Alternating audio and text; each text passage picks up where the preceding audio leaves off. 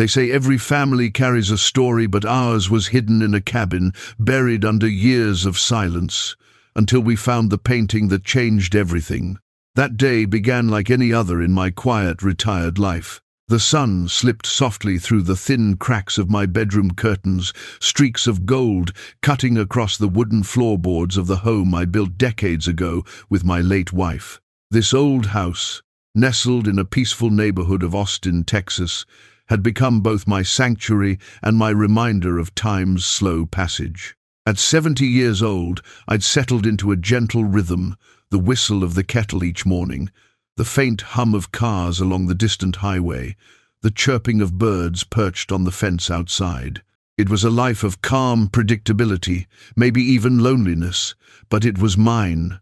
I shuffled into the kitchen, wearing my faded flannel robe and slippers, the same ones Margaret had bought me one Christmas long ago. As the coffee brewed, that familiar aroma filled the air, rich, earthy, comforting, and for a moment I could almost feel her presence. I sat by the window, watching the morning light stretch across the street. The neighbors were already moving about. Mr. Jennings walking his golden retriever, the kid next door waiting for the school bus with his backpack slung too low. Everything looked ordinary, perfectly so. I had no idea that this Tuesday, of all days, would flip my life upside down. It started with a knock. At first I thought it might have been a delivery. I wasn't expecting anything, but lately I'd gotten into the habit of ordering small gadgets, online things to make the house smarter. Motion sensors, smart bulbs, even a digital assistant that barely understood my voice. But when I opened the door, it wasn't a package waiting there. It was a young woman. She couldn't have been more than 30.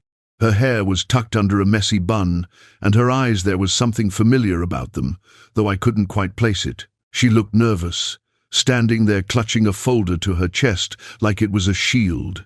"Mr. Bennett?" she asked softly. "Yes," I replied, curious. "Can I help you?" She hesitated, biting her lip. "My name's Claire. Claire Thompson.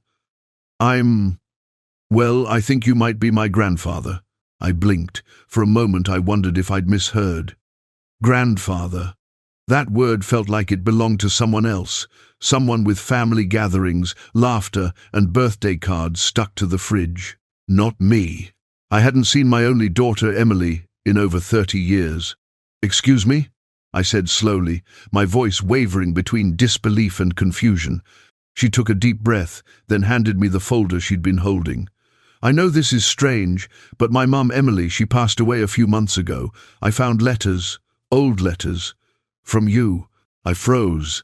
The name Emily hit like a stone dropping into still water, sending ripples through the quiet surface of my thoughts. Memories rushed back in flashes. Her laughter as a child, the last argument we had before she slammed the door and disappeared from my life. For decades, I'd told myself she was fine, that maybe she didn't want to come back, and I didn't deserve her forgiveness anyway. Now, her daughter stood in front of me. I gestured toward the living room, my mind reeling. "Come in," I said, my voice barely above a whisper. She stepped inside cautiously, looking around at the old photos lining the walls. There were pictures of Margaret and me, smiling in front of our first house, a photo of Emily as a little girl, sitting on my shoulders. Claire stopped at that one, her hand trembling slightly. "She looks just like me," she murmured. "Yes," I said quietly. "She does." We sat down on the couch. The air between us felt heavy, thick with things neither of us knew how to say. Claire opened the folder and pulled out a few faded envelopes, each one with my handwriting on it, messy, hurried, desperate. I remembered writing those letters, begging Emily to come home. None had ever been answered. "I found these in a box under her bed," Claire said. "She kept them all." I swallowed hard. "She did?" Claire nodded. "She talked about you sometimes, said she wished things had been different." I leaned back, the weight of years pressing down on my chest. "So do I." For a long time we sat in silence. The clock ticked softly in the background. Then she said, almost apologetically, I didn't come here to cause trouble. I just wanted to know where I came from. I studied her face again. The shape of her jaw, the curve of her smile, it was all so familiar. Like seeing a ghost of my daughter, reborn. You did the right thing, I told her. That was the moment something shifted inside me. For years, I'd lived in the past, surrounded by relics of a life long gone. But Claire's arrival was like a crack of light breaking through a sealed window. Maybe, just maybe, I had another chance. We spent the rest of that morning talking cautiously at first. Then with growing warmth, she told me about her life in Dallas, how she worked as a nurse, how she'd always felt there was a missing piece in her story. When she spoke about Emily, her mum, there was both love and sadness in her voice. I listened, soaking in every word, piecing together the years I'd lost. At one point she asked, "Why did you two stop talking?" I hesitated. "It's complicated," I said. "We had different dreams for her. I wanted her to stay, to build a life here. But she wanted to leave, to see the world. We both said things we couldn't take back." Claire nodded slowly. She was stubborn. I laughed, a small broken sound. "Just like me." As the afternoon sun dipped lower, she stood up and said she had to go. Before leaving, she looked at me and smiled softly. "Would it be okay if I came by again?" I felt a warmth spread through me that I hadn't felt in years. "I'd like that very much," I said. When the door closed behind her, I stood there for a long time, staring at the spot where she'd been. My heart felt heavier, but also fuller. That night, I couldn't sleep. I sat in my old recliner, holding one of the letters she'd brought back to me. It was the last one I ever wrote to Emily. In it, I'd written, "No matter how far you go, this will always be your home." Tears welled up in my eyes. For the first time in decades, I whispered into the quiet house, "Welcome home, Emily." But I wasn't talking to the past anymore. I was thinking of Claire. The next few days felt strange. After Claire's visit, the house didn't seem as quiet as before. It was like her presence had stirred something up, old memories, forgotten emotions. Even the smell of freshly brewed coffee felt different. I'd catch myself glancing toward the window, half expecting to see her walking up the front path again. I told myself not to get my hopes up. Maybe she wouldn't come back. Maybe she'd seen enough of her grandfather, an old man clinging to dusty photographs and unspoken regrets. But she did come back. It was Friday morning. I was in the garden, trimming the hedges, when I heard a car pull into the driveway. I turned around and saw her same soft smile, same nervous energy, holding a brown paper bag in her hands. "Morning, Mr. Bennett," she called out. I chuckled. "You can call me Henry, you know." She grinned. "All right, Henry." I brought muffins. That simple gesture, muffins in a paper bag, felt like a bridge between two generations. I invited her inside, and soon we were sitting at the kitchen table again, sunlight streaming through the window as we shared breakfast like family. As she looked around, she noticed the old photo albums stacked on the shelf by the window. "Can I?" she asked, pointing to them. "Of course," I said. She opened one, and the smell of aged paper filled the air. Her fingers traced the photos carefully, pictures of Margaret and me on our wedding day, little Emily playing with the garden hose, family picnics by the lake. "I never knew what my mum looked like as a kid," Claire said softly. "She never really talked about her childhood." "She had a good one," I replied, my voice trembling a bit. "At least, I hope she did." Claire smiled faintly. "She did. I can tell." We spent hours flipping through the albums. I told her stories about the time Emily tried to bake a cake and nearly set the kitchen on fire, how she once brought home a stray puppy that ended up becoming part of the family. Claire laughed, that same musical laugh her mother had. It was like hearing echoes from a time I thought was gone forever. After a while, she grew quiet, studying a photo of Emily at her high school graduation. "You weren't there, were you?" she asked gently. I shook my head. "No, I wasn't." "She told me that hurt her," Claire said, "but she also said she understood." I took a deep breath. I don't know if that makes it better or worse. Claire looked at me, then really looked at me and said, "You know, she forgave you a long time ago. She just didn't know how to tell you." That hit me harder than I expected. My throat tightened. I didn't say anything for a while. Sometimes silence says more than words ever can. Later that afternoon, Claire asked if she could see the rest of the house. "Sure," I said, standing up. "But fair warning, it's nothing fancy, just old furniture and older memories." She laughed, following me down the hallway. I showed her the small guest room, the study filled with books and half-finished crossword puzzles, and finally, Margaret's old sewing room.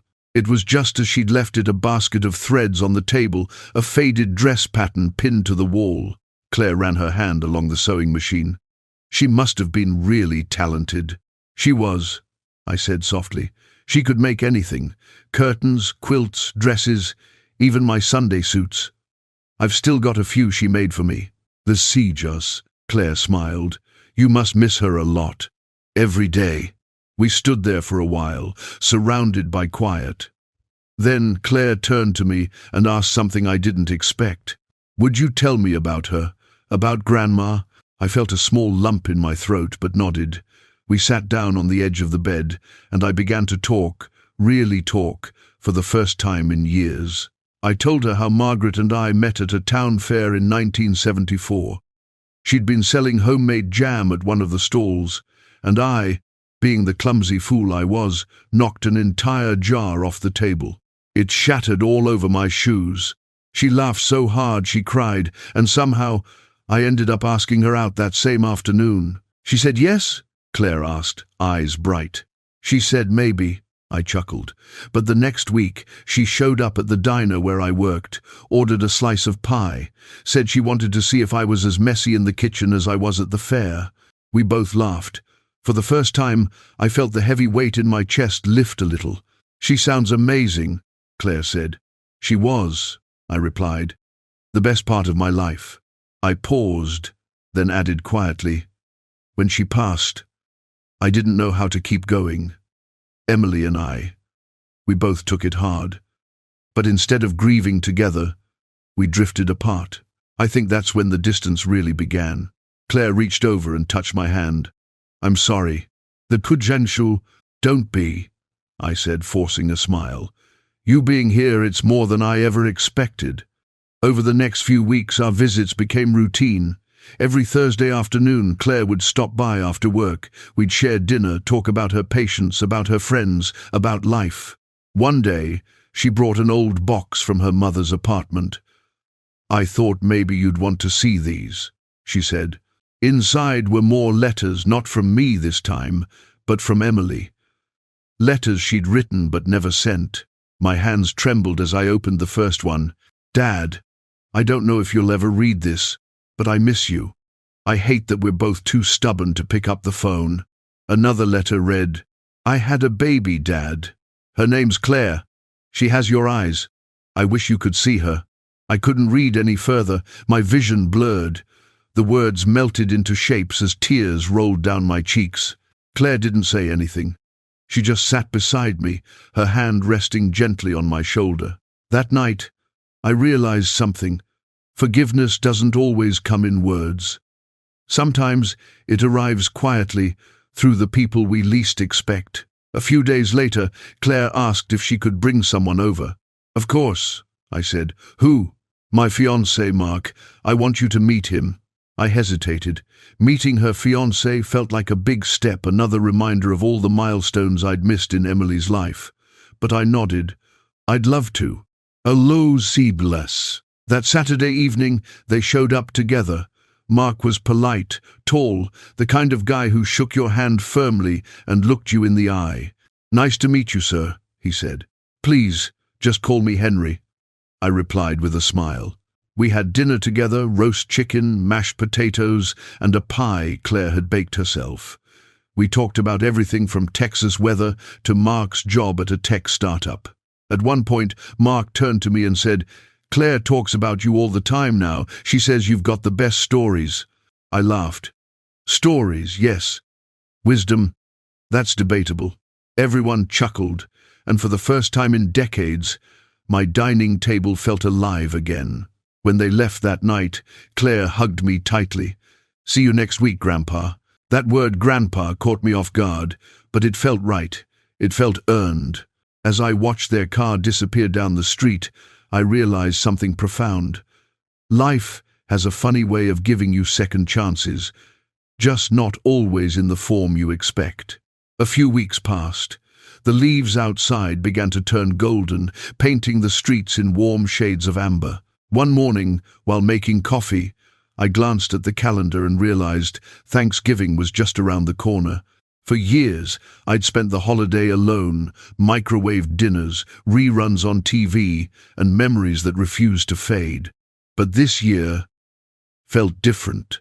Claire called later that day. "Grandpa, what are you doing for Thanksgiving?" I smiled. "Probably the same thing I always do, nothing much." "Well, not this time," she said. "You're coming to Dallas, Mark and I insist." I hesitated. It had been so long since I'd been part of any family gathering. The idea both thrilled and terrified me. "Are you sure?" I asked. "Of course, we already have a guest room ready.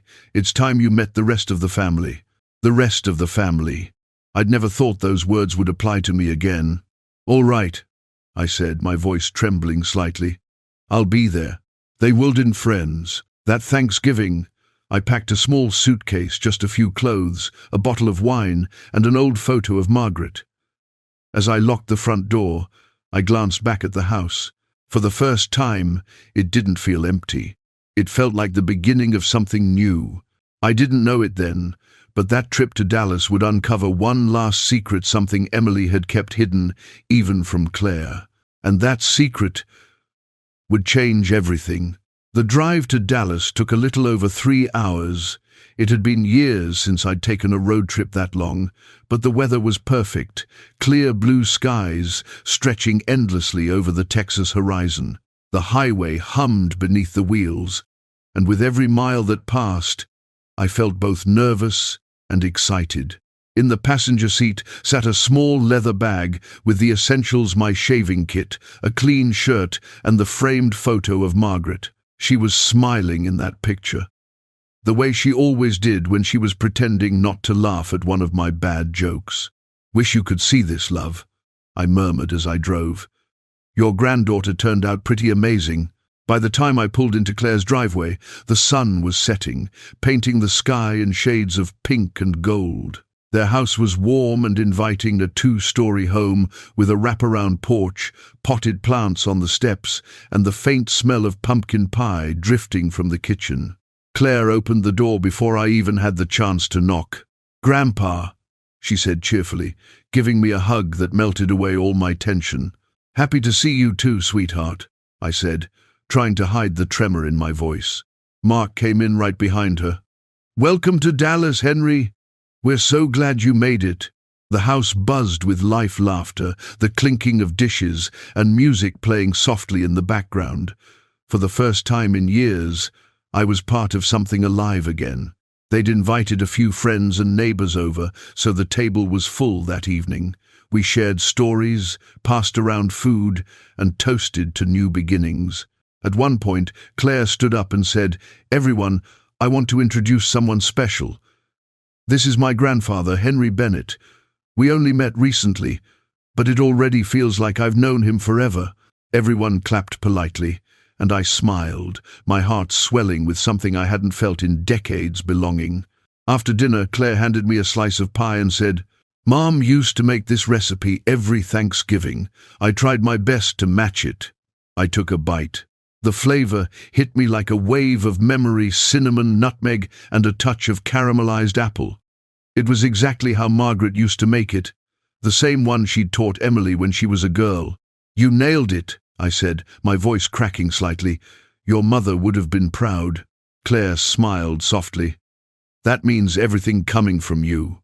Later that night, after everyone had gone to bed, I sat alone in the guest room, unable to sleep. The moonlight poured through the curtains, illuminating a photo on the nightstand, one I hadn't noticed before. It was a picture of Emily. She looked older, maybe in her 40s, holding baby Claire in her arms. Her smile was tired, but genuine.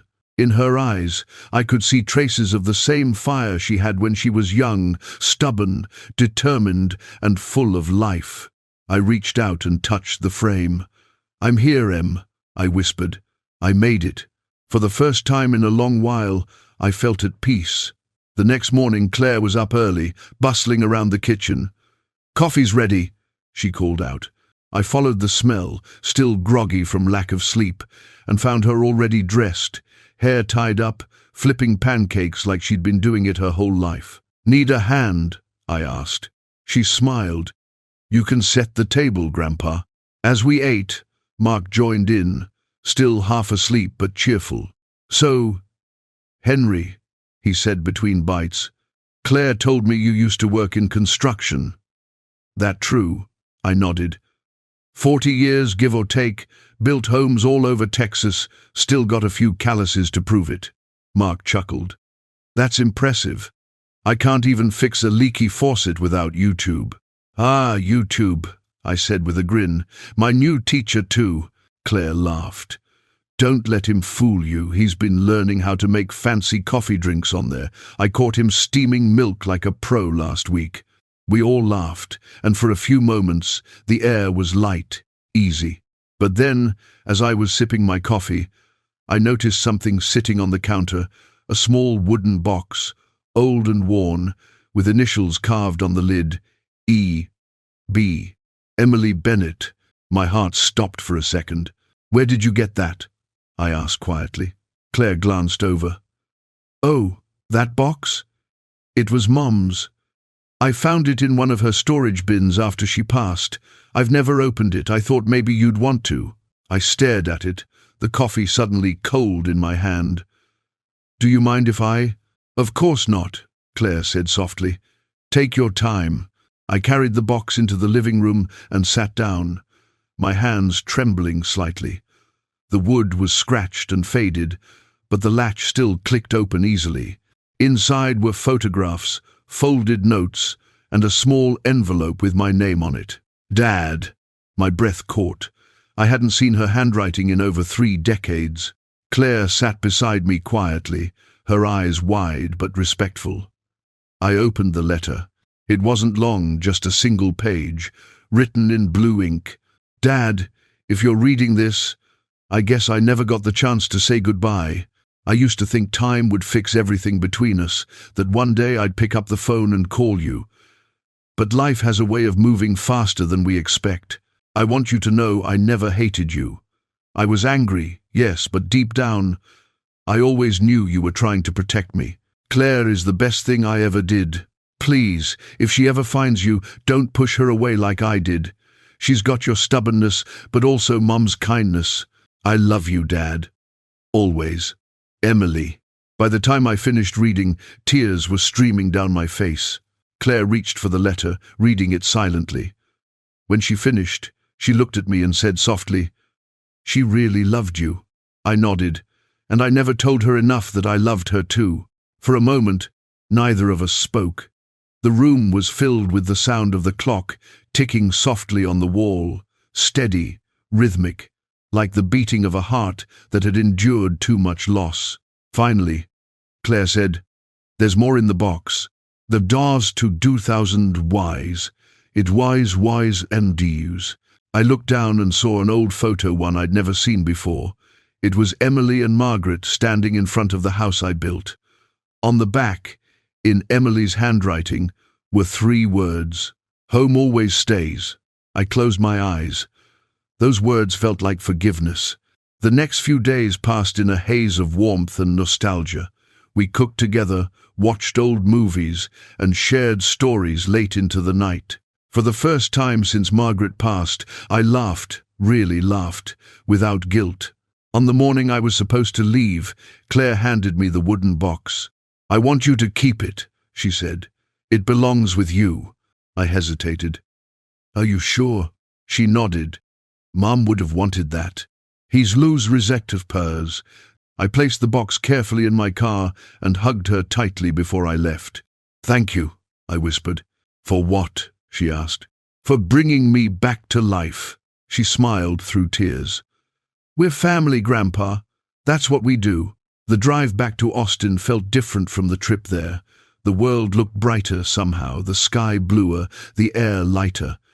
I played an old country song on the radio, one Margaret used to hum while sewing. When I got home, I set the wooden box on the mantel, right next to her picture. It felt right there, like a missing piece finally returned. But just when I thought the story had come full circle, something unexpected happened. A few weeks later, I received a small package in the mail. The return address read, Dallas County Records. Inside was a legal document, Emily's will, and tucked between the pages was a letter addressed to me. I unfolded it carefully. Dad, if Claire ever finds you, she'll tell you everything except this. I left something for you both. Something that might help you start again. You'll find the key in the old place, the one by the lake. I froze. The lake. It was the spot where Margaret and I used to take Emily every summer. Our old cabin still stood there, though I hadn't been in decades. As I stared at the letter, one thought came rushing to my mind. This wasn't over. Emily had left one last gift, one final message waiting to be uncovered, and I was ready to find it. The letter from the county records sat on my kitchen table for nearly a full day before I worked up the nerve to read it again. Every time I picked it up, I felt my chest tighten, not out of fear exactly, but out of the kind of ache that comes when the past suddenly feels close enough to touch. The words, "the old place by the lake," echoed in my head like a whisper. That cabin had been our sanctuary, once the place Margaret loved most in the world. We'd built it together, plank by plank, with our bare hands. Emily learned to swim there, caught her first fish there, laughed herself silly roasting marshmallows that always caught fire. I hadn't been back since the summer of 1992, the summer Margaret got sick. And now, decades later, it seemed the past was calling me home again. The next morning, I packed the essentials: a thermos of coffee, a flashlight, some sandwiches, and the wooden box Claire had given me. I placed Emily's letter carefully inside and locked up the house. The drive to the lake took a little over 2 hours. The roads were quiet, lined with oak trees whose leaves were turning every shade of orange and red. As I got closer, the smell of pine and wet soil filled the car, familiar, grounding, like stepping into a memory. When the cabin came into view, my breath caught. It looked almost the same as it had all those years ago, though the paint was peeling and the porch sagged a little at the edges. The wind whistled through the trees, carrying the soft creak of the old weather vane that still sat on the roof. I parked the car and stood there for a long moment, just taking it in. "This place hasn't changed a bit," I murmured. I half expected to hear Margaret's laughter echoing from inside, or Emily's voice calling out from the dock. But there was only silence, thick, almost sacred silence. I walked up the steps, the boards groaning beneath my feet. The key was still hidden under the same loose plank near the door frame, just like always. My hands shook as I turned it in the lock. The door opened with a long, slow creak. Inside, the air smelled faintly of cedar and dust. The furniture was still there, the old rocking chair by the window, the patchwork quilt Margaret had made draped over the couch, the shelf of worn books that had somehow survived all these years. It was like walking straight into a frozen moment of time. I set my bag down and looked around, feeling the weight of every memory pressing gently on my heart. Then I noticed something I didn't remember, a small wooden chest sitting near the fireplace, half covered by an old blanket. At first, I thought it might have been left by whoever maintained the property after we stopped coming. But then I saw the familiar handwriting carved on the lid: H, B, and M, B. Henry Bennett and Margaret Bennett. I dropped to my knees. "You've got to be kidding me," I whispered. The latch was rusted, but it opened with a gentle nudge. Inside were old photo albums, a few folded letters, and a small brass key taped to the underside of the lid. Attached was a note written in Emily's handwriting. "Dad, if you found this, it means you listened. Mom wanted you to have this key. She said it opens something you once built for her, something you probably forgot about. Check the dock. You'll understand. I sat there for a long time, the note trembling in my hand. Then I took the key and stepped outside. The air was cool, and the water shimmered under the morning sunday. The dock was still standing, though the wood was worn and grey. Every step creaked, every nail seemed to groan in protest, but somehow it held steady, just like my memories. At the very end of the dock, beneath one of the planks, there was a small metal latch, one I had installed myself decades ago to hide a storage compartment for fishing gear. I knelt down, brushed away the dirt, and used the brass key to unlock it. Inside was a small tin box, wrapped in layers of plastic to protect it from water damage. I lifted it out carefully and carried it back to the porch before opening it. Inside were several old letters tied together with string, a faded Polaroid photo of the three of us, and a cassette tape with the words, "For Henry," written in Margaret's handwriting. For a moment, the world seemed to stop. I hadn't heard her voice in over 30 years. I didn't even own a cassette player anymore, but I knew where to find one. Back inside the cabin, I rummaged through the drawers until I found an old radio recorder we used to bring for camping trips. I popped in the cassette, closed the lid, and pressed play. At first, there was static. Then, her voice, soft, gentle, familiar. "Hi, sweetheart," Margaret said, her voice trembling with warmth. "If you're hearing this, it means I'm gone. Don't be sad, you know, I hate goodbyes. I just wanted to talk to you one last time." I sank into the rocking chair, every word hitting me like a wave. "I wanted to thank you," she continued, "for this life, for building this home, for making me laugh, for loving me through everything. And I want you to promise me something. Don't close yourself off when I'm gone. Don't hide from Emily. She needs you more than she'll ever admit." There was a pause, then a soft chuckle. "You're probably crying right now," she said, her voice teasing and kind. "I know you. So dry your tears and listen. You still have so much love left to give. And one day, when the time is right, that love will find its way back to you. Maybe through Emily, maybe through someone new. Just don't forget you're never truly alone." The tape clicked off. I sat there for what felt like hours, the sound of the lake and the rustling leaves filling the silence Margaret left behind. She'd known. Even back then, she'd known how life would twist and turn, how I'd lose myself in the years after her. And now, somehow, she was guiding me again through our daughter, through our granddaughter, through time itself. As the sun dipped lower over the lake, I lit a small fire in the old pit by the dock. I pulled out the Polaroid photo and studied it closely, Margaret smiling wide, Emily sitting between us with her messy curls and missing front teeth.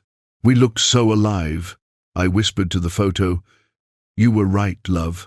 I wasn't alone after all." Then I took the tape, placed it gently back in the box, and looked toward the cabin one last time. I wasn't sure what came next, but I knew the story wasn't over. When I got back to Austin that night, I called Claire.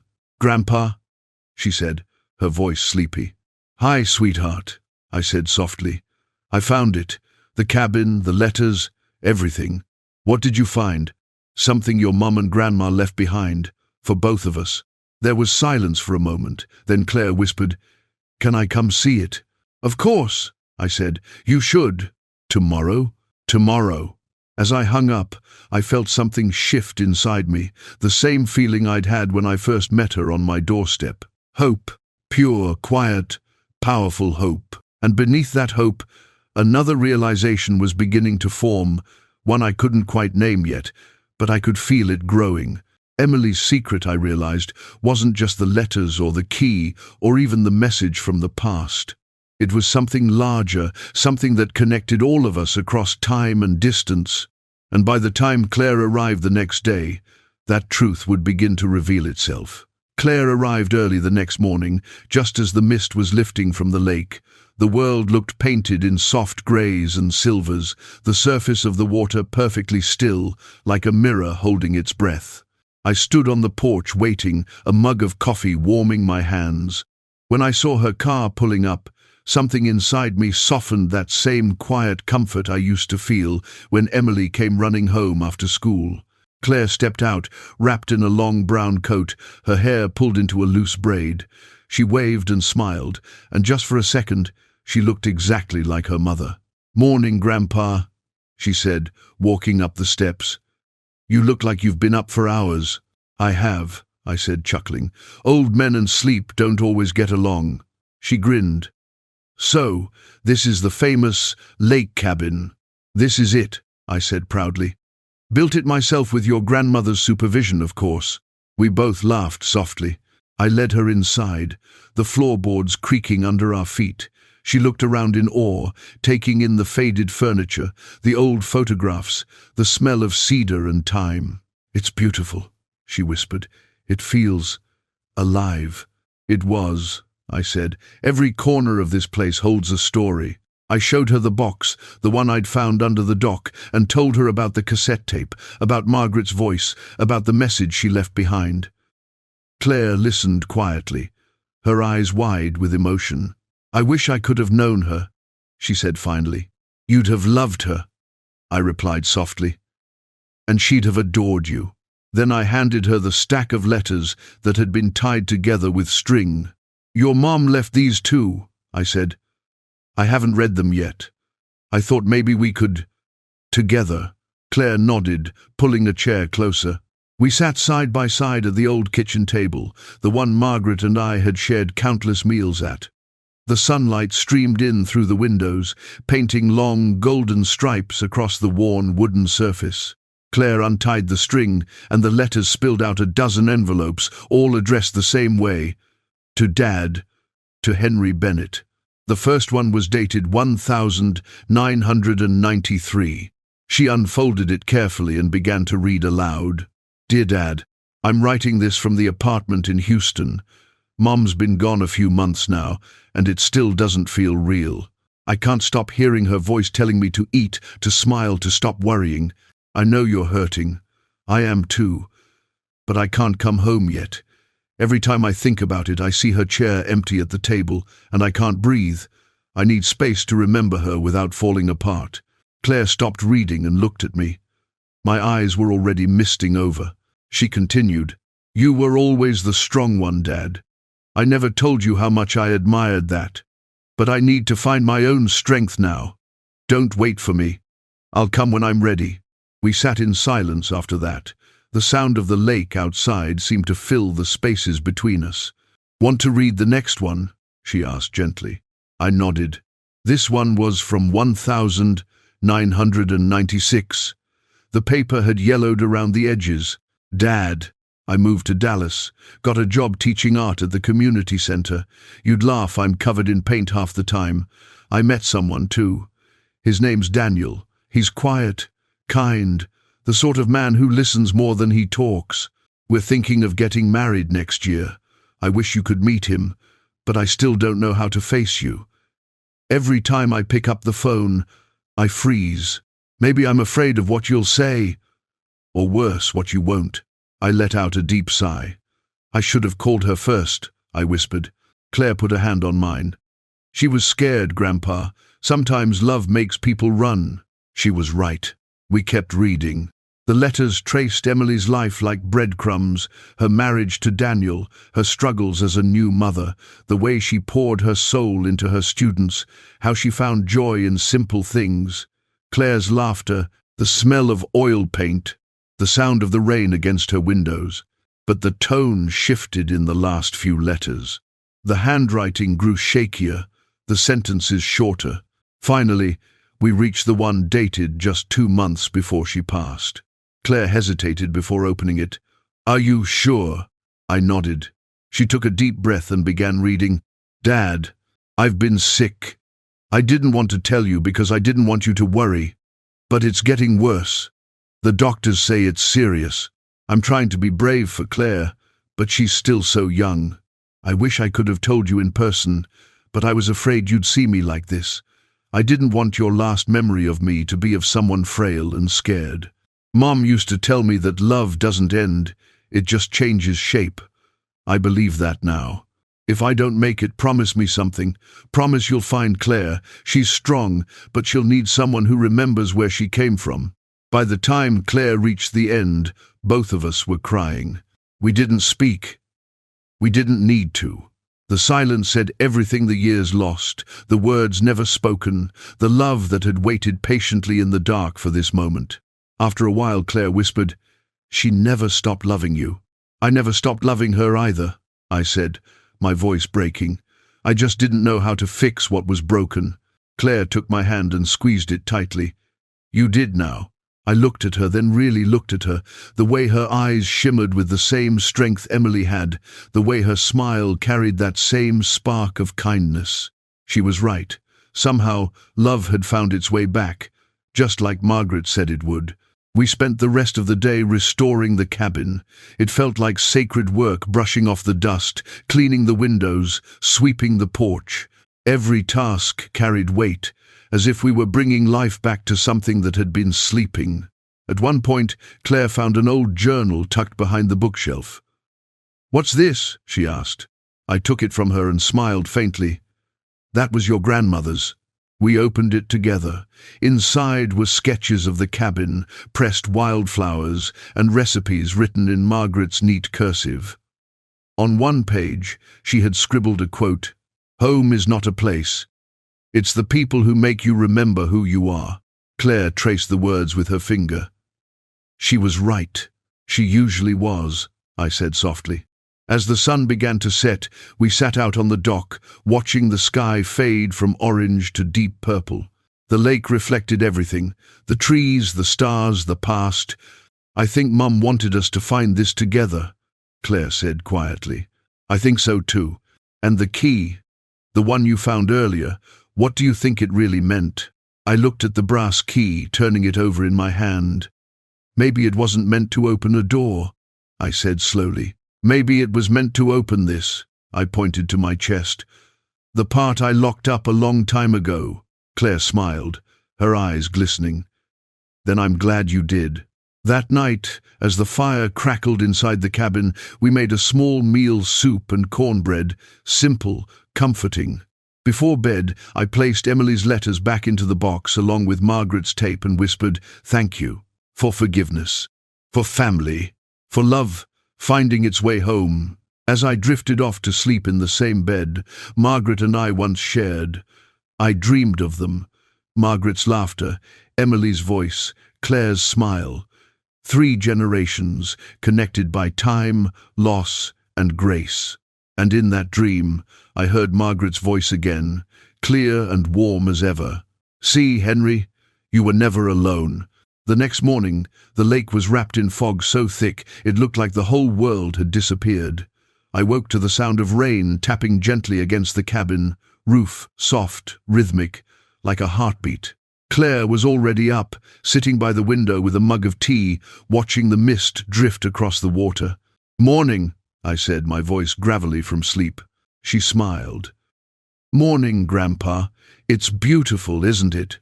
"Always was," I said, stretching. "Even when it rains." We spent the early hours talking about what to do next. The cabin needed repairs, a new roof, a fresh coat of paint, a porch that didn't groan every time you took a step. But we both agreed on one thing: we weren't selling it. "This place is part of us," Claire said. "Mom's stories, Grandma's laughter, it's all here. We should keep it." I nodded. "It's home again." "Repreen Sevry, would you had my do increases guess sos of that, you know Destine, which was welcome Vesper, in the Sevry sos. Would you know Destine sos as we're, would you know to surprace, with the rate, Wylight. Chanra, we decided we'd come back every month to fix it up little by little. It gave me something I hadn't had in a long time, purpose. By noon, the rain stopped, and the sun broke through the clouds, turning the lake into a sheet of silver. I stepped outside to take in the view, the air fresh and clean. That's when I heard a car pulling up the gravel road. It was strange, nobody ever came out here anymore. A white sedan came into view, and a woman stepped out. She was in her 50s, with neat, dark hair streaked with grey, and she carried herself with a calm confidence that immediately reminded me of someone. "Mr. Bennet?" she called. "Yes, ma'am," I replied cautiously. She smiled gently. "My name's Linda Parsons. I worked with your daughter, Emily." Claire appeared behind me, her expression full of surprise. "You knew my mom?" Linda nodded. "I did. We taught together at the Community Art Center in Dallas. I'm sorry to just show up like this, but I heard you found her letters. I thought you might want to know the rest." I glanced at Claire. "The rest?" Linda hesitated. "It's about what happened during Emily's last few months." The air shifted quiet, heavy. I invited her inside. Linda sat at the table, her hands wrapped around a cup of tea. She looked around the cabin with soft nostalgia. "Emily used to talk about this place all the time," she said. "Said it was her favorite spot on earth." "She loved it here," I said, my voice low. "I know," Linda said, "and she loved you too. But she carried a lot of guilt about the years she stayed away." I nodded. "She told me as much. I read it in her letters." Linda took a deep breath. "Then maybe you should know this. She never stopped trying to reach you. She sent letters for years, but they kept coming back undelivered. She didn't have your new address after you moved to Austin. She even tried calling once, but..." Her voice trailed off. I closed my eyes, a wave of regret washing over me. "She called the same week I changed my number," I said quietly. "I was trying to start over. I didn't want reminders." Linda nodded gently. "She thought you were angry. She cried for days. But even then, she kept writing. I told her one day those words would find you when you were ready." Claire reached for my hand under the table. Linda continued. "When she got sick, she made me promise to take care of something for her.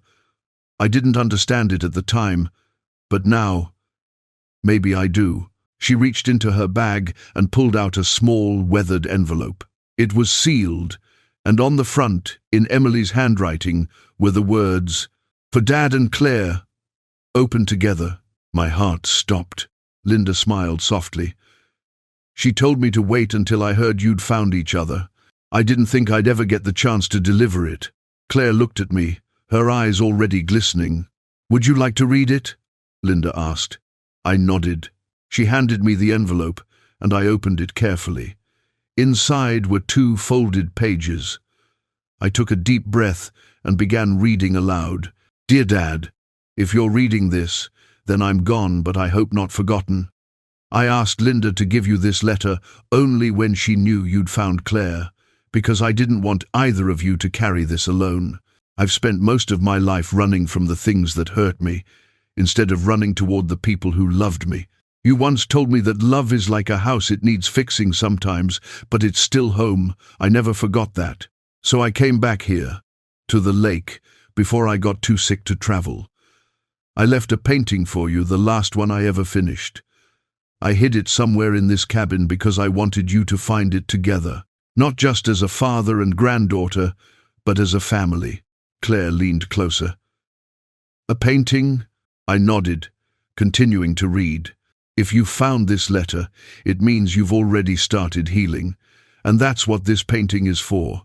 I called it The Three of Us. Mom, you, and me standing right here by the lake, like we used to. Find it, and promise me one thing. Hang it where the light always touches it. Because love, no matter how long it's gone, always finds its way back into the light." By the time I finished, my voice was barely more than a whisper. We sat in stunned silence, the sound of the rain returning outside, soft but steady. Then Claire stood abruptly. "We have to find it." We tore through the cabin for hours, every drawer, every shelf, every creaky floorboard. The attic, the small storage loft, even the crawl space under the porch. Nothing.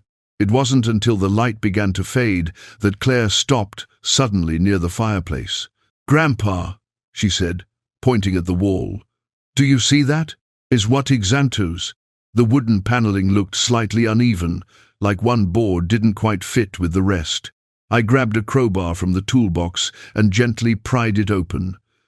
Behind the panel, wrapped in cloth, was a flat, rectangular shape, dust-covered but unmistakable. A canvas. My heart pounded as I pulled it out and set it on the table. The cloth fell away, and there it was.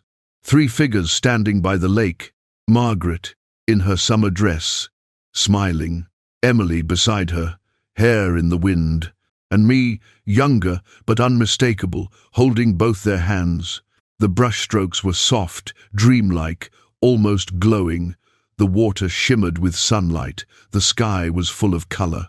At the bottom, in small, delicate handwriting, Emily had signed, "For the people who built my world." Claire covered her mouth with her hand, tears spilling over. "It's us," she whispered. I nodded, my own throat tight. "It's all of us." Linda smiled through tears of her own. She finished it the week before she passed. She told me it was the happiest thing she'd ever painted. I stared at the painting for a long time, my reflection mingling with the faces on the canvas. And for the first time in decades, I felt complete. The gaps that had once divided us, years of silence, regret, distance, had all been filled by color, by love, by light. "Thank you, Emily," I whispered. "You found us again." That evening, we hung the painting on the wall above the mantel, right where the sunset poured through the window every night. The golden light hit it perfectly, making the water in the painting shimmer just like the real lake outside. Claire stood beside me and said softly, "She got her wish." "She did," I said. Linda gathered her things to leave, but before she went, she turned back. "She was proud of you both, you know. She talked about this moment like it would happen someday. She always believed in miracles," I said. Linda smiled. "Maybe she was one. They will code." And then she was gone, her car disappearing down the winding road, leaving only the sound of the lake and the faint echo of peace in her wake. That night, I sat by the fire, watching the flames dance across the painting. Margaret's smile, Emily's eyes, Claire's laughter still echoing from the other room. 3 generations, 1 story. And for the first time since Margaret's death, I realized something simple but profound. Love doesn't fade. It just waits. Waits for the right time, the right place, the right people to remember it. And when it's finally remembered, it burns brighter than ever. The morning after we found the painting, the lake was brighter than I'd seen it in years. The fog had lifted, and sunlight poured across the water in gold ribbons. It felt like the whole place was breathing again. Claire stood on the porch with a cup of coffee, staring at the painting through the window. The light hit it just right, glowing, alive, as if Emily herself had brushed the morning sky into it. "Grandpa," she said softly, "I've been thinking." "That's always dangerous," I teased. She smiled. "I think we should do something with this place, not just keep it, but use it." "Use it?" I raised an eyebrow. "You planning to turn it into a theme park?" She laughed. "No, something better." She walked out to the dock, and I followed, the boards creaking beneath our feet. "Mom spent her life teaching people to create, to heal through art. You and Grandma built this place with your hands. What if we turn it into something that keeps all that alive?" I stared at her, the wind tugging gently at her hair. "What are you thinking, Claire?" "A retreat," she said. "An art retreat. A quiet space for people who need to reconnect with themselves, with nature, with family, with the parts of life that get lost when the world moves too fast." For a moment, I didn't say anything. The idea sank deep into me, simple, beautiful, right. "I think," I said slowly, "your grandmother would have loved that." Claire smiled. "Then let's do it. We'll call it the Bennett Cabin Retreat. 7 radiant stools, who 7 to Sariting 17 reti." The following weeks were full of life, real, messy, joyful life. Claire and Mark came down every weekend. Together, we scrubbed the floors, patched the roof, painted the walls, and repaired the porch that had sagged under time and rain. Neighbors from the nearest town stopped by to lend a hand, a few old friends I hadn't seen in years. Word spread fast in small places like this. People were curious at first, a retired builder and his granddaughter turning an old lake cabin into an art retreat. But when they heard the story, the real one, about Emily and Margaret, about love and loss, and the painting that brought it all back, something changed. They didn't just see a cabin, they saw hope. We started small. Claire reached out to her mother's old students, inviting them to come paint by the lake. Some of them showed up with canvases, others just with notebooks and quiet hearts. One woman, Maria, sat on the dock every morning with her easel, painting the water. She told us her husband had passed the year before. "This is the first time I've felt like I could breathe again," she said. Another, a young man named Darrell, came just to write. He said he hadn't picked up a pen in 3 years, not since his brother's accident. On the last day of his stay, he handed me a letter he'd written to his brother, said it helped him let go. It amazed me, watching people find peace in the same place where I had once only known loss. The cabin had become something alive again, not just wood and nails, but a heart that kept beating for everyone who needed it. One afternoon, while repainting the trim around the windows, I caught Claire standing by the water, staring at the reflection of the trees. "You okay?" I asked. She nodded slowly. "Yeah, I feel like she's here, you know. Mom. Watching." "She is," I said quietly. "She's in everything, the wind, the light, that old painting inside." "You brought her home," Claire smiled. "We both did. Thanks for watching Dorn another safe. He having made him on will Dorv." We stood there in silence, the sound of the lake lapping gently against the dock, the sun warm on our faces. By summer, the retreat was ready. We hosted our first group of guests, 8 people, all different ages and backgrounds, all carrying their own stories. On the first night, as the sun went down, we gathered around a bonfire by the lake. Claire led everyone in a small circle and said, "This place was built by love, by hands that never stopped building, even when life broke them down. Tonight, let's honor that." I watched her speak, proud and quiet, seeing the firelight dance in her eyes. She reminded me of both her mother and grandmother at once, strong, compassionate, and full of light. When she was done, she turned to me. "Grandpa, you should say something too." I stood, feeling the fire's warmth on my face, and looked around at all the people sitting there, strangers at first glance, but already part of something larger. "I don't have a fancy speech," I said, "but I do know this. When you lose people, it's easy to think your story ends there. But it doesn't. It just changes chapters. And sometimes, if you're lucky, love finds a way to write you back into the story." There was silence for a moment, then someone started clapping, and soon everyone joined in. Claire looked at me with tears in her eyes. "You always know what to say." I smiled. "Only took me 70 years to learn." Over the next few months, the retreat grew faster than either of us expected. Word spread online.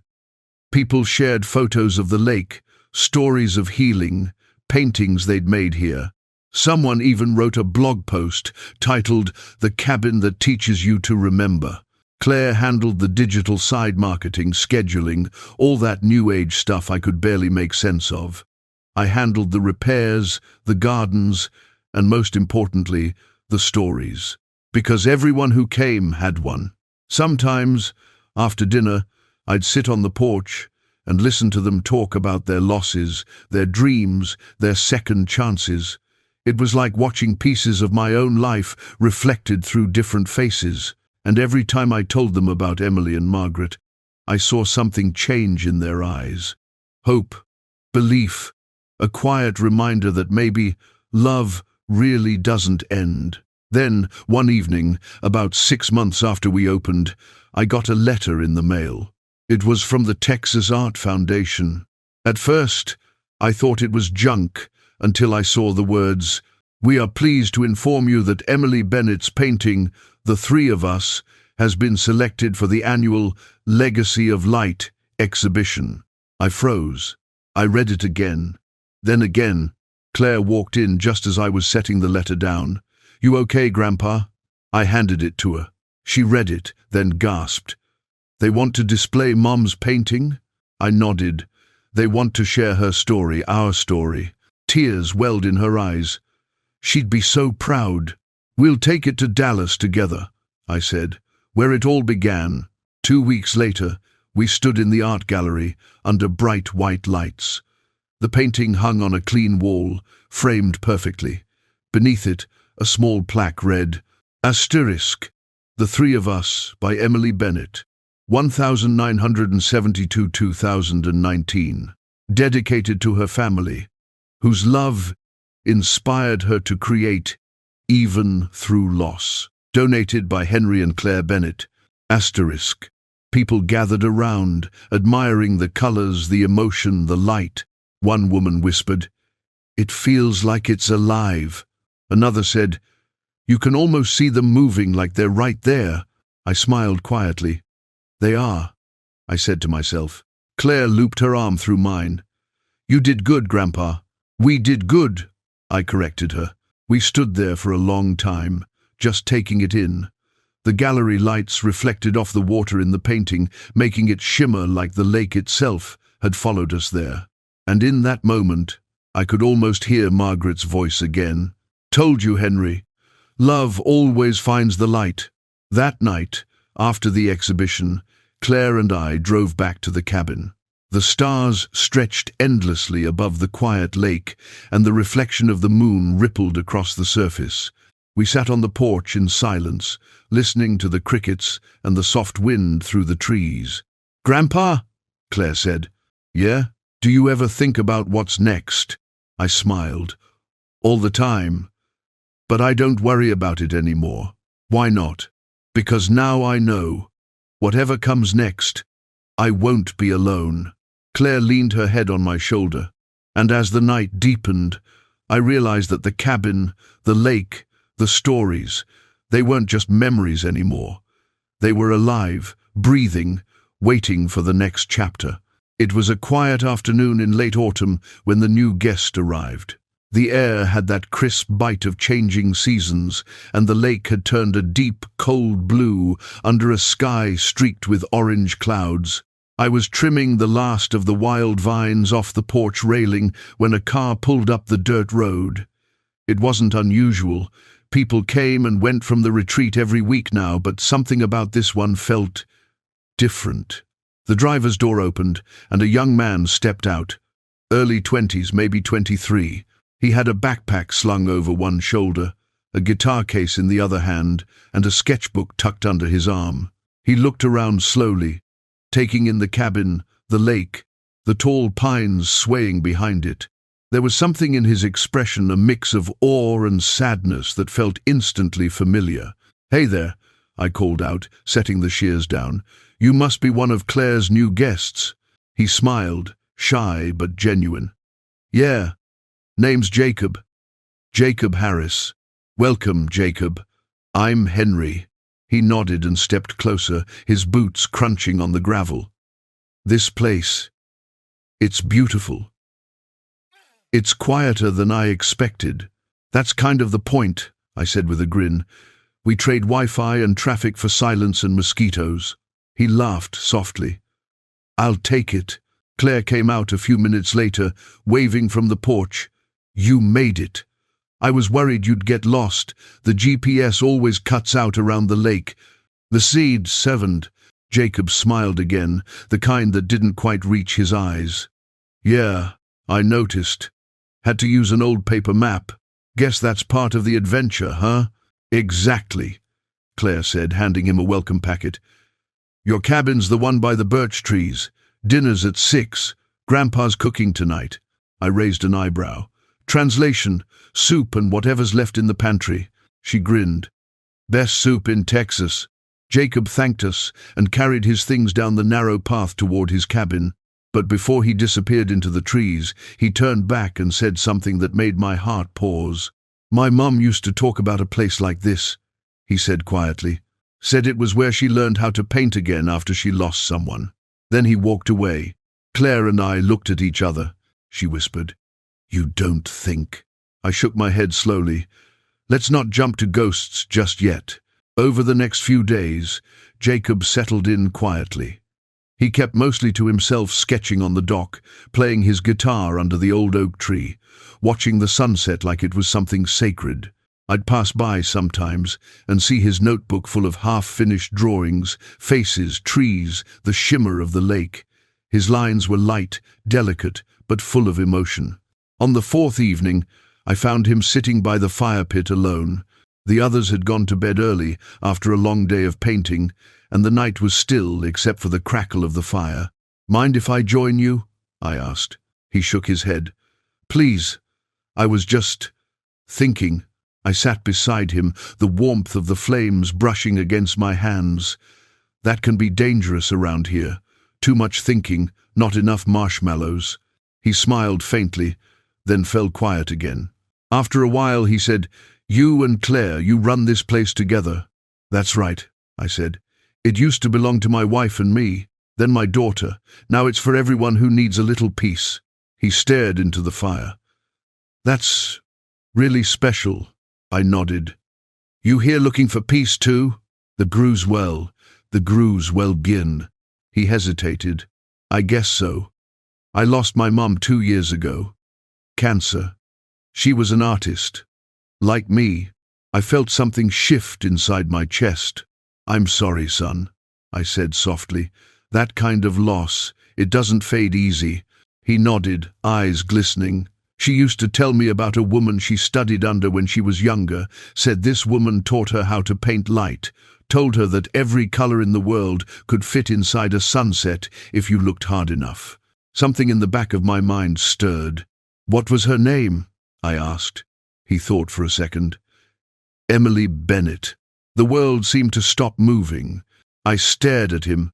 My breath caught halfway between disbelief and wonder. Your mother knew Emily Bennett? He nodded slowly. Yeah, she said Emily was the reason she became an artist. Said she was the kindest teacher she ever had. I leaned back, staring at the stars above us. After a moment I said quietly, She was my daughter. Jacob turned to me, eyes wide. Wait, what? Emily Bennett, I said, smiling faintly. She was my daughter, and Claire's mother. Jacob's mouth opened, then closed again. He looked down at the fire, shaking his head like he couldn't believe it. I don't even know what to say. You don't have to, I said gently. Maybe you were meant to be here. He nodded slowly, emotion flickering behind his eyes. I think she'd like that, he whispered. Mum used to talk about how Emily changed her life. Said she taught her that art isn't about what you see, it's about what you feel. She was right, I said. That's how Emily lived. The next morning, Claire nearly dropped her coffee when I told her. You're kidding, she said. He's the son of one of Mum's students. Seems that way, I said. Maybe more than coincidence. She grinned. Or maybe fate's just got good timing. Over the next week, Jacob became part of the family. He helped around the retreat, fixing broken steps, chopping firewood, even painting new signs for the cabins. But more than that, he brought something new with him, music. Every night after dinner, he'd pull out his guitar and play by the fire, soft melodies that filled the air like old memories made new again. Sometimes Claire would sing along, her voice gentle and clear, and I'd sit back, listening, smiling, thinking how proud Emily would have been to see this, her daughter and one of her students' children, carrying her spirit forward without even realizing it. One evening, after everyone had gone to bed, I found Jacob sitting in front of the three of us. The firelight flickered across his face as he stared at the painting in silence. She really did know how to paint light, he whispered. She did, I said, stepping beside him. She used to tell my mum that light is what love looks like when it shows up. I smiled. Sounds like Emily. He looked up at me. Can I ask you something? Of course. Did she ever forgive herself for whatever she felt she'd done wrong? I looked at the painting for a long time before answering. I think she did, I said finally. But more than that, I think she forgave the world. She understood that pain and love come from the same place. The trick is not to close yourself off to one just because you're afraid of the other. Jacob nodded slowly, taking it in. That's beautiful. It's true, I said. And maybe that's what you're supposed to learn here. He smiled faintly. Maybe that's why I came. A few days later, Jacob showed us something he'd been working on. It was a large canvas, half-finished, showing the lake at sunset. But in the water's reflection, you could see faint outlines of 3 figures. When I looked closer, I realized they were us. Me, Claire, and Jacob. The way he'd painted it, the light seemed to flow from the water, not the sky, like the love that tied us all together, came from within, not above. I wanted to call it continuing light, he said softly. Because, well, that's what this place feels like. Like the light never stops, it just keeps passing on. Claire covered her mouth, her eyes wet. It's beautiful. The safe from the Gone Mare. I couldn't even speak. All I could do was nod. That night, I stood on the porch long after everyone had gone to bed. The stars shimmered over the lake, and for the first time in a long time, I felt something I hadn't even realized. I was missing peace. I thought about all the people who'd come through this cabin, Margaret, Emily, Claire, Linda, and now Jacob. Each one a piece of the same story, each one carrying a bit of the same light. And I realized something simple but powerful. Maybe legacy isn't about blood or names carved on stones. Maybe it's about the moments we leave glowing behind us, the ones that guide someone else home. The wind picked up, rustling the pine trees, carrying the faintest sound of laughter, or maybe just memory. Either way, I smiled, because I knew, deep down, that Emily was right. Light never really disappears. It just changes hands. Winter came softly that year. The lake froze around the edges, a thin sheet of ice shimmering under pale sunlight. The retreat had gone quiet, no guests for the season, just the 3 of us, me, Claire, and Jacob. It was peaceful. Most mornings, Claire would light the fireplace, while Jacob made coffee strong enough to wake the dead. I'd sit by the window, wrapped in an old quilt, watching the world move slower than it used to. Age has a way of doing that, making you notice the small things again. The way frost paints the window like lace, the sound of the kettle starting to whistle, the laughter of 2 young people in the kitchen, reminding you that love keeps finding ways to live. One morning, I found Jacob outside, sketching the frozen lake. He looked up as I approached, his breath a soft mist in the cold air. "Morning, Mr. Bennett." "Morning, Jacob. You working on another masterpiece?" He smiled. "Trying to. It's hard to capture winter light. It's different. Colder, but softer too." I nodded. "That's because it's patient light. It doesn't rush. It just waits." He glanced up at me. "You sound like you've thought about that a lot. 70 years gives you plenty of time to think about everything," I said with a chuckle. He smiled, then hesitated. "Can I ask you something, sir?" "Sure. How did you know when it was time to stop building? To just live?" I looked out over the lake, the question sitting in the air like the first snowflake. "I didn't," I said quietly. "Life just told me. One day, the hammer felt heavy. The noise stopped sounding like progress. And for the first time, I realized I didn't need to keep building things to feel useful. I just needed to be here." Jacob nodded, thoughtful. "I think I'm still learning that." "We all are," I said. "The trick is to listen before time runs out." As the days passed, the cold grew stronger, and so did the quiet. There was something about winter that made every sound feel important, every breath visible, every heartbeat louder. I'd started to tire more easily. Walking from the porch to the dock left me winded. Claire noticed first, of course. "You're pushing yourself too hard," she said one morning as I tried to chop firewood. "Just keeping busy," I said, forcing a grin. She took the axe gently from my hands. "You've kept busy your whole life, Grandpa. Maybe it's time to rest."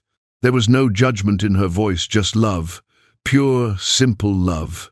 I looked at her for a long time, then nodded. "All right, kiddo. I'll sit this one out. That night, I couldn't sleep. I sat by the fire, watching the flames rise and fall, the light dancing across the painting on the wall, the three of us. The colors had faded slightly with time, but it was still beautiful, still alive. I thought about all the years that had led here, all the mistakes, the love, the grief, the rebuilding, and I realized something that made me smile.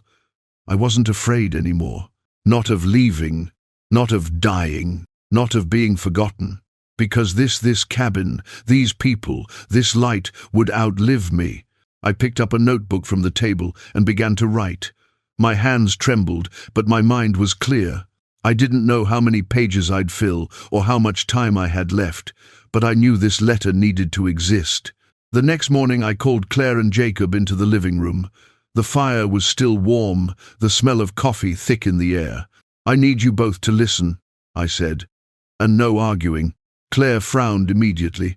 "That sounds like a setup." "It is," I said with a grin. "A setup for peace." They sat down. "I've had the best years of my life here with you two, but I can feel time catching up with me. So before it does, I want you to know exactly what this place means and what comes next." Jacob looked uneasy. "Mr. Bennett, don't talk like that." "It's all right, son," I interrupted gently. "We don't get to choose how long we stay, but we do get to choose what we leave behind." I looked between them, my granddaughter, and the boy who had somehow become like a grandson. This cabin isn't just a retreat, it's a promise. A promise that love never dies, it just changes form. I want the two of you to keep it alive together. Claire blinked. "Together?" I nodded. "You're both builders, in your own ways. You build with color, with music, with kindness. You understand what this place stands for. And when I'm gone, you'll carry it forward." She looked down, fighting tears. "Don't say when you're gone, Grandpa." I smiled softly. "Then I'll say when I'm watching from the trees." That made her laugh through the tears. Jacob sat forward. "I don't know if I'm worthy of that." "You already are," I said simply. "You showed up, you listened, you healed. That's more than most people ever do." As winter deepened, I grew slower. Days blended together like brushstrokes on a fading canvas. But there was peace in it. Every night, I'd hear Jacob's guitar drifting through the house, Claire's laughter echoing down the hallway, and I'd think, this is what legacy sounds like. One evening, I gave Claire the notebook I'd been writing in. "For later," I told her. "Not now." "There is not," both smiled. She didn't ask questions, just nodded and hugged me tightly. That hug, warm, real, full of every unspoken word, felt like the closing of a beautiful chapter. Spring came early the next year. The snow melted, the air warmed, and the lake came back to life, shimmering, endless, full of songbirds and sunlight. I didn't see it all, though. One morning, Claire came to wake me and found me sitting in my chair by the window, facing the sunrise. My hands were folded gently, a small smile still on my face. The fire had gone out hours before, but the light pouring through the window was golden and soft. I was gone peacefully, quietly, exactly where I wanted to be, beside the lake, at home. Claire buried my ashes beneath the old oak tree by the water, the same one where Margaret and I had carved our initials decades earlier. Jacob played his guitar while the sun set, the notes drifting across the lake like tiny prayers. Claire read from my notebook. "My letter to my family. If you're reading this, I'm already part of the lake again. Don't be sad for me. I've had more love than I ever deserved. Remember this. The cabin isn't a building. It's a heartbeat. It's the sound of laughter, the light of forgiveness, the warmth of hands that build even when they shake. Keep creating. Keep healing. And when the light hits the water just right, know that I'm there in every ripple, every breeze, every brushstroke of sunrise. With love, Henry." There wasn't a dry eye at the lake that day, but there was peace, real peace. In the weeks that followed, Claire and Jacob worked side by side to reopen the retreat for spring. They planted flowers, repaired the dock, and hung a new sign by the entrance. It read, The Bennett Art Retreat. Founded on love, rebuilt by light. They left the chair by the window exactly where it was, with a fresh cup of coffee sitting on the table every morning. Just in case. One evening, months later, Jacob stood by the water, sketching the sunset. Claire came up beside him, holding a mug of tea. "He'd like this," she said. Jacob nodded. "He'd tell us to stop staring and get back to work." She laughed. "He probably would." They stood in silence for a moment, watching the sky turn shades of pink and gold. And then Jacob said quietly, "You know, I think he was right." "About what?" "That light doesn't die, it just moves on." Claire smiled softly. "Yeah, it does." And as the sun dipped below the horizon, the reflection on the water looked just like the three of us, three figures standing together, hand in hand, forever part of the same story. 10 years passed, like a slow river, steady, gentle, unhurried. The cabin changed, but the spirit of it never did. Where once there was only a small wooden house by a quiet lake, now stood a haven, a place that breathed with art, music, and laughter. The Bennett Art Retreat had become something far bigger than we ever imagined. People came from all over the country, painters, poets, musicians, and dreamers. Some came to heal, others came to remember, and all of them left a little lighter than they arrived. At the center of it all was Claire Bennett, still with paint on her hands, still with the same spark her mother and grandfather carried before her. She ran the retreat with quiet strength, not as a business, but as a promise kept. And beside her, every step of the way, was Jacob Harris, now a renowned artist in his own right, though he never left the lake for long.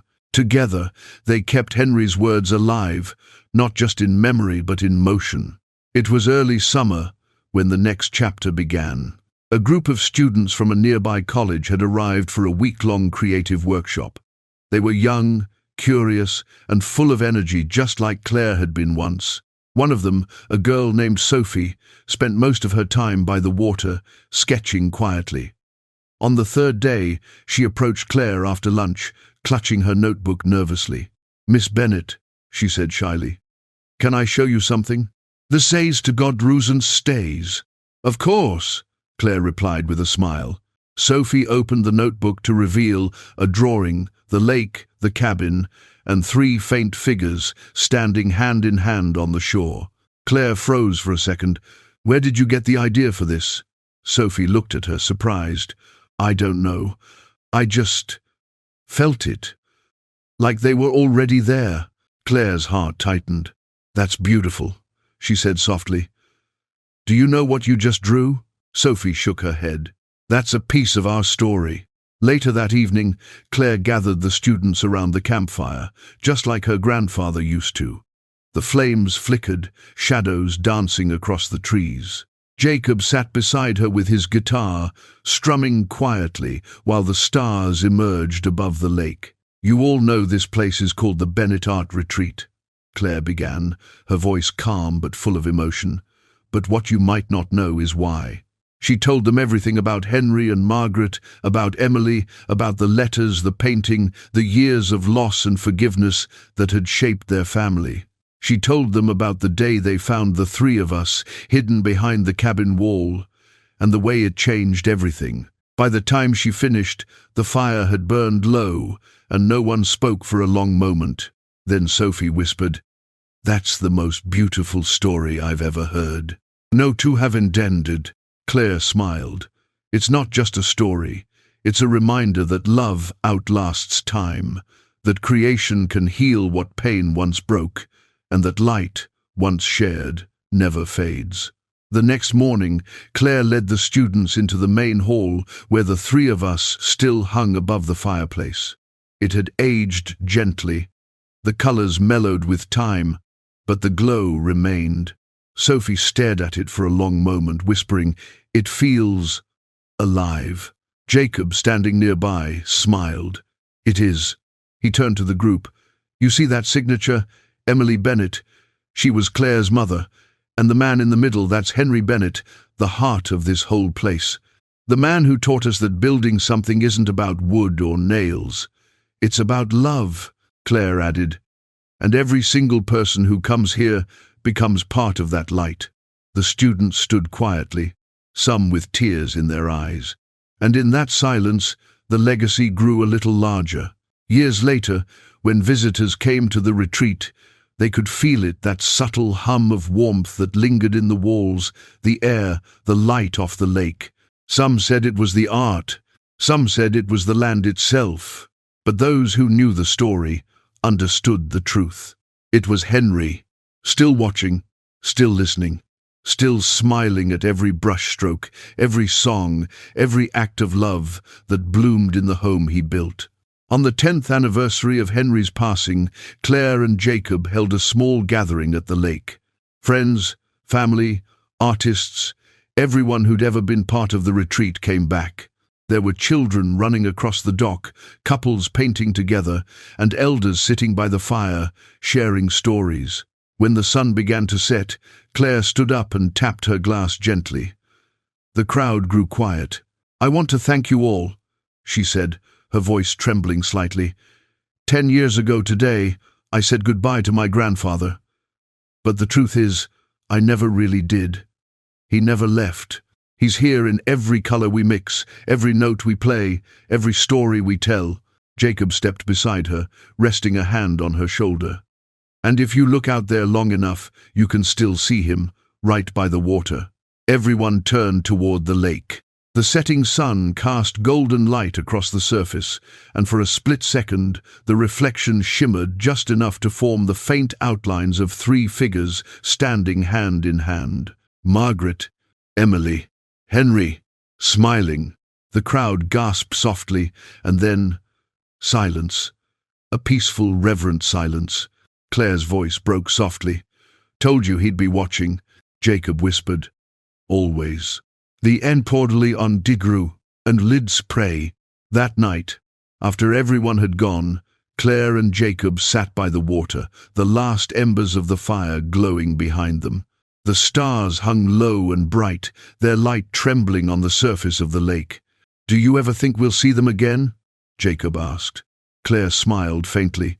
"I see them every day, in the people who come here, in the way the light hits the cabin, in every story we tell." Jacob nodded. "I think he'd be proud." She turned toward him, eyes shining. "He already is." They sat there for a long time, no words, just peace. The same peace Henry had known in his final days, the same peace Emily had painted, the same peace that had carried through generations. The next morning, Claire opened the window to let in the fresh lake air. Sunlight poured through the glass and struck the 3 of us, making it glow like it was newly painted. And if you listened closely, really closely, you could almost hear Henry's voice in the wind. "Keep building, keep loving, keep shining." The wind passed through the trees, rattling the leaves softly, almost like laughter. And then silence, but not empty silence, the kind that holds everything, because in that silence lived all the stories, all the colors, all the light that had ever passed through that cabin. And so the legacy continued. Years later, long after Claire and Jacob grew older and new faces took over the retreat, the 3 of us still hung in the same place. Visitors who'd never met the Bennetts would stop and stare, drawn to something they couldn't quite name. And they'd always say the same thing: "It feels like home." And maybe that's what it always was. Not a house, not a painting, not even a family, but a home built on love, carried by light, and kept alive by every soul who believed that even after loss, there's beauty waiting on the other side. The Bennett story never really ended. It just kept glowing forever.